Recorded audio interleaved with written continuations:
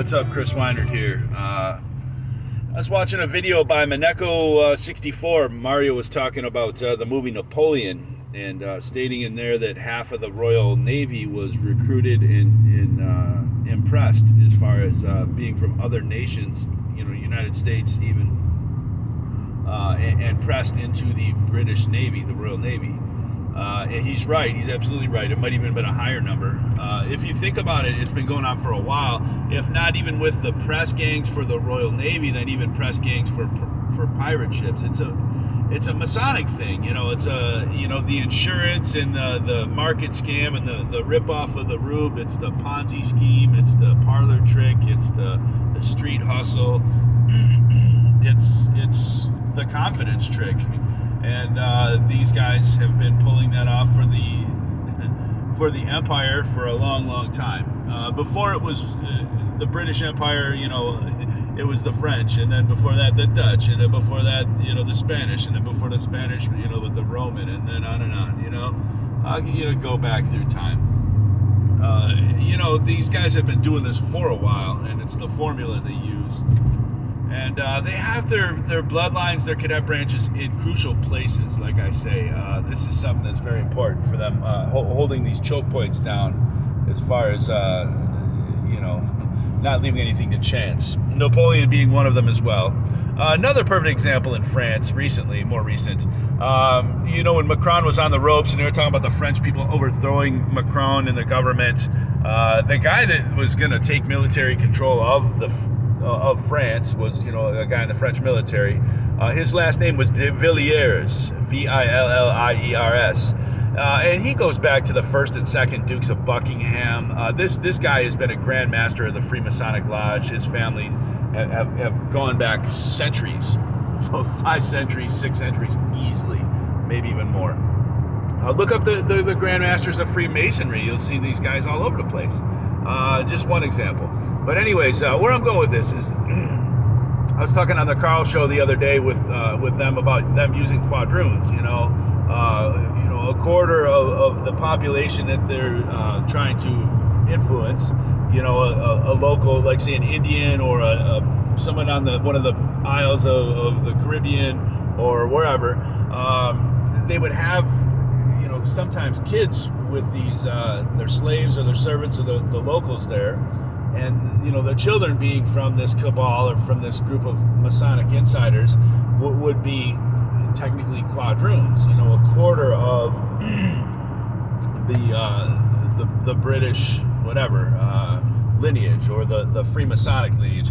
It doesn't have to necessarily be British. It's more like this bloodline is the thing that really it supersedes nation states, and that's what people really get tripped up on, is the departmentalization through nation states is all part of the obfuscation. It's all part of making a simple thing more complex, and putting an infrastructure, a controlled infrastructure, in the middle of seizing border patrol and customs and taxes and regulations and certainly budgets and loans and debt most importantly. These are all instruments that have been used, I'm talking about the nation state and even debt for that matter, by this group to really impose a sense of obligation and duty to impress a burden upon people that shouldn't be carrying it. Same thing with royalty and kings, and serfs and peasants. People are born into this and punished into it. It's given the illusion of choice, the cooperate or suffer independence model. These guys going on with that is really the illusion of choice, the illusion of freedom and democracy, and it's truly the deliverance of slavery. The same can go on with just about anything in terms of the political parties too, whether it's R or D or Coke or Pepsi, all run by Unilever. It's the same damn thing. But going back to the press gangs, the Treaty of Ghent in 1815, one of the 5 major stipulations of the Treaty of Ghent to end the War of 1812 was that the British Navy and Army would no longer be able to impress U.S. citizens to their service. So that was very much correct what Mario's saying, and I think it very much needs to be looked at as far as what was going on, not only in the Revolutionary War, but pre and post. And it's still going on to this day because, in World War I, they put the Selective Service Act on in 1917, which basically anybody can get impressed into fighting for the Royal Army. And of course, it may say the United States on the name patch and on the, the uniform and whatnot. But ultimately, at the end of the day, the people making our policies, the people, issuing our debt, sending us off to do the dirty deeds, ultimately, we are a protection service for the Rothschild Mineral Extraction Service. Excuse me. A little early in the morning here, a little raspy. Sorry about that, guys. But yeah, this is what I have come to realize is going on, and I think it's the easiest way to state it. A lot of people don't like to really go around the bureaucratic red tape and go through all the historic references and all the devil in the details, so to speak. So to save you the time and effort and anguish, more importantly, I'll just come out and state this pretty cleanly. As far as pointing out and citing these references, no problem. I mean, you can go to just about anything. Just simply study the U.S.C. Code. Study anything after the National Security Acts of 1945 to 47.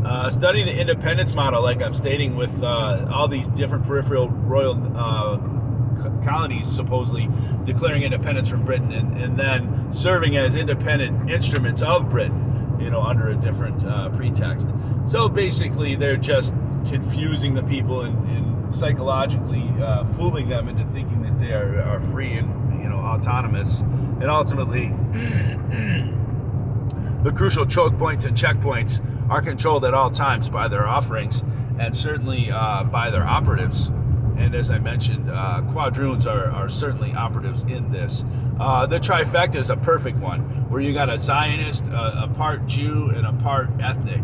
And in the political sphere, this is the golden calf, so to speak, of the modern day.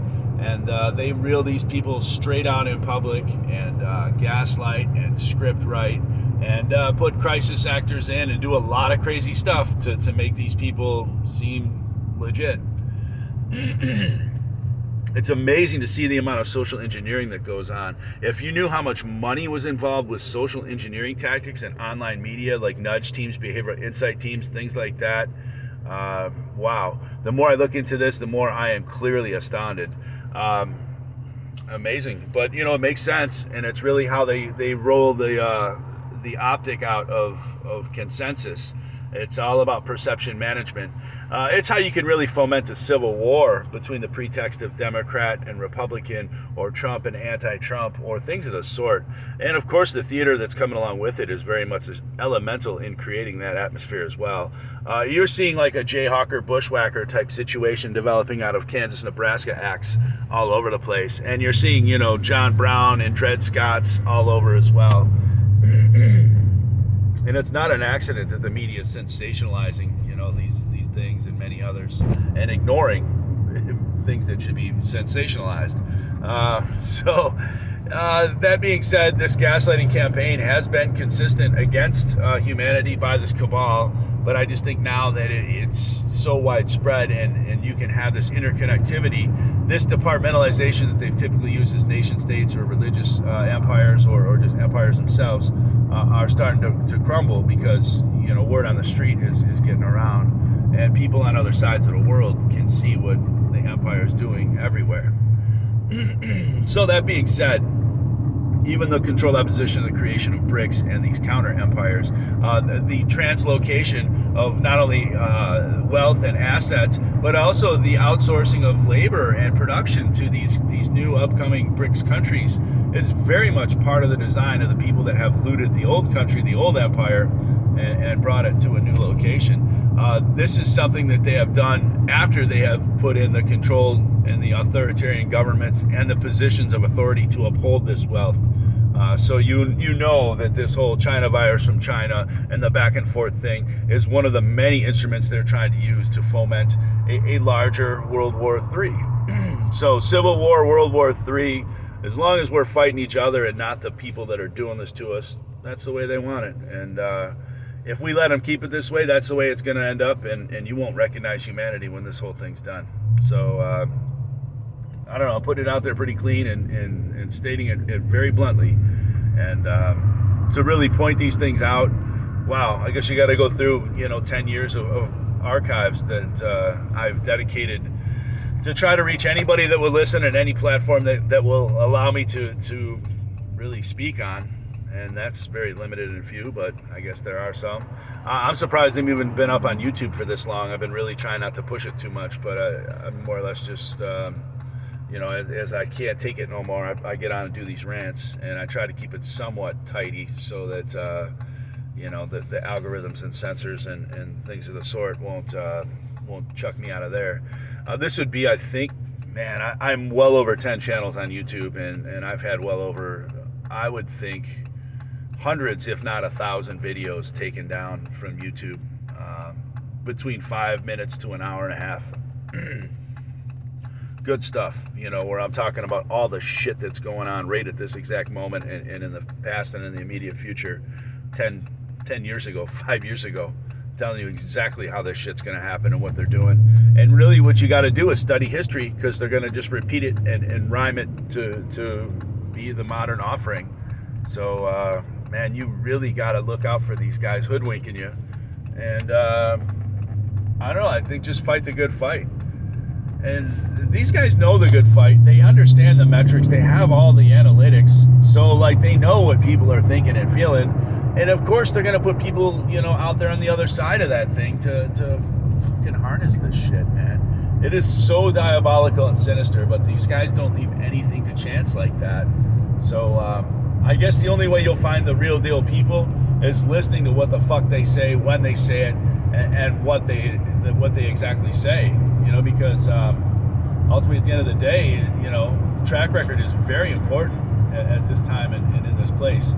And these agents that are manufacturing consensus and confusion are there to fuck with people and there to tell 80% truth and steer 20%, operation. So look out for these fuckers, man. They're everywhere. And I'm seeing them gather patriots by the numbers and run the Orange Crush right now, and it's disheartening. But I guess that's the thing with these people and fools. They love using the disposable fools, and I guess the fools aren't going to stop them, so they're going to keep doing it. That's all I got.